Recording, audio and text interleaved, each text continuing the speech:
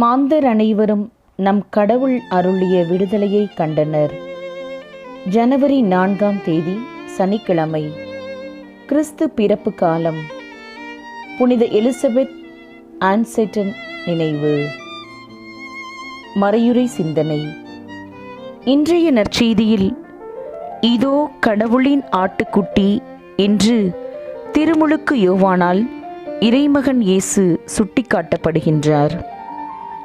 அவர் சாதாரண ஆட்டுக்குட்டி அல்ல, மாறாக கடவுளின் ஆட்டுக்குட்டியாம்.